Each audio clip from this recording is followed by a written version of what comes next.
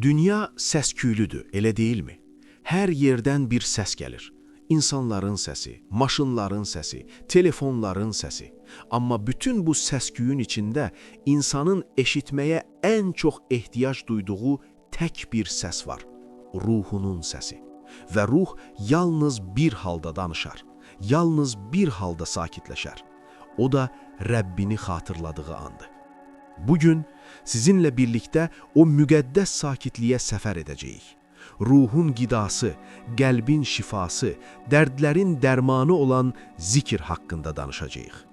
Allah Qurani Kərimdə Rəd surəsinin 28-ci ayəsində bütün bəşəriyyətə belə səslənir. Bilin və agah olun. Qəlblər yalnız Allahı zikr etməklə aram tapar. Diqqət edin, yalnız deyir. Başqa bir yolu yoxdur. İnsan mal-mülklə, şöhrətlə, əyləncə ilə başını qata bilər, amma qəlbini doyura bilməz. Qəlbin açarı Allahın adıdır. Bugün öyrənəcəyik, zikr edən insanla etməyən insanın fərqi nədir? Peyğəmbərimiz sallallahu aleyhi və alihi və səlləm zikri niyə cənnət bağçası adlandırıb? Və İmam Əli əleyhissalam zikrin insan həyatındakı o möhtəşəm təsirini necə izah edib? Əgər ruhunuz yorğundursa, əgər beyninizdə susmayan düşüncələr varsa, doğru yerdəsiz. Gəlin dünyanı bir kənara qoyaq və Rəbbimizi xatırlayaq. Bismillah. Zikir nədir? Zikir sadəcə dildə Allah demək deyil. Zikir, unutqanlıq xəstəliyinə tutulmuş insanın yaddaşını bərpa etməsidir. Biz insanıq. İnsan kəlməsi ərəbcə nisyan, unudan kökündən gəlir. Biz tez unuduruq, Rəbbimizi unuduruq, verdiyi sözü unuduruq, ölümü unuduruq və unutduqca qəlbimiz paslanır. Peyğəmbərimiz sallallahu aleyhi və alihi və səlləm buyurur, hər şeyin bir cilası, təmizləyicisi vardır. Qəlblərin cilası isə Allahı zikr etməkdir. Dəmiri paspasanda onu necə təmizləyərlər? Sürtərək, cilalayaraq. Günahlar, dünya dərdi, həsəd, kin, bunlar qəlbin pasıdır. Sən la ilahə illallah dedikcə o paslar tökülür. Sən əstəğfirullah dedikcə o qəlb güzgü kimi parlayır. Zikir, qulun Rəbbi ilə xüsusi rabitəsidir. Allah Taala buyurur, siz məni zikr edin ki, mən də sizi zikr edim, yəni xatırlayım. Düşünə bilirsinizmi? Sən bu aciz halınla, bu kiçik dünyanda Allahı xatırlayırsan və bunun qarşılığında kainatın sahibi, mələklərin yanında səni xatırlayır. Filan qulum məni çağırdı deyir. Bundan böyük şərəf varmı? Kainatın fəxri Həzrəti Mühəmməd Allahümmə salli alə seyyidina Muhammedin və alə əli seyyidina Muhammed ömrünün hər anını zikirlə keçirərdi. O, səhabələrinə zikrin əhəmiyyətini izah etmək üçün çox gözəl bənzətmələr edərdi. Bir gün Resulullah sallallahu aleyhi və alihi və səlləm buyurdu, Rəbbini zikr edən insanla zikr etməyən insanın fərqi diri ilə ölünün fərqi kimidir. Nə qədər dəhşətli bir həqiqət. Deməli, insan nəfəs alsa da, gəzsə də, danışsa da, əgər dilində və qəlbində Allah yoxdursa, o mənən ölüdür. Əsil həyat zikirdədir. Yenə bir gün Peyğəmbərimiz sallallahu aleyhi və alihi və səlləm səhabələrə dedi, sizə əməllərinizin ən xeyirlisini, Rəbbinizin qatında ən təmizini, dərəcənizi ən çox yüksəldəni xəbər verimmi? Səhabələr, bəli ya Rasulallah dedilər. Peyğəmbərimiz sallallahu aleyhi və alihi və səlləm buyurdu, Allahı zikr etməkdir. Və bir başqa hədisdə buyurur, cənnət bağçalarına rast gəldiyiniz zaman oradan bol-bol istifadə edin.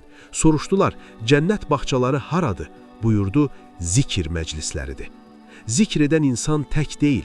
Peyğəmbərimiz müjdə verir ki, bir insan tək başına oturub Allahı zikr edərsə, mələklər onun ətrafını sarar, üzərinə rəhmət yağar və Allah Taala öz qatındakılardan ondan fəxrlə bəhs edər. İndi isə gəlin hikmətin qapısı Həzrəti Əlinin dərin dünyasına daxil olaq.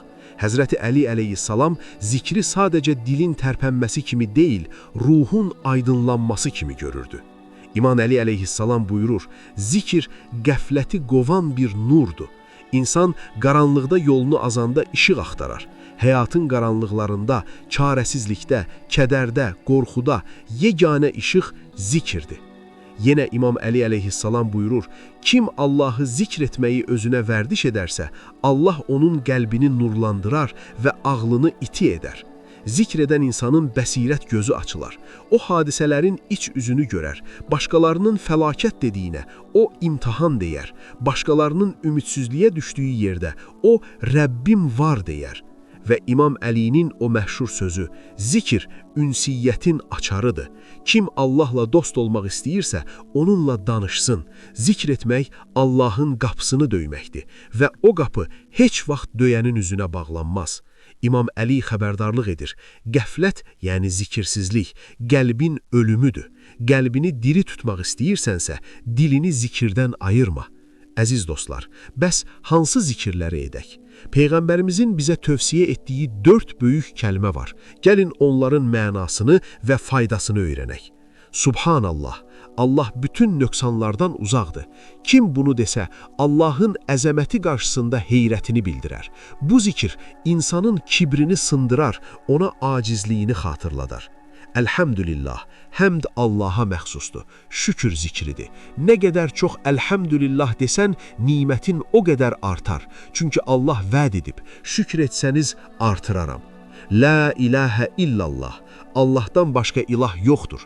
Zikirlərin ən fəzilətlisidir, imanın yenilənməsidir. Bu kəlmə insanın qəlbindəki bütün saxta butları, pul sevgisini, məqam sevgisini, qorxuları yığıb atar.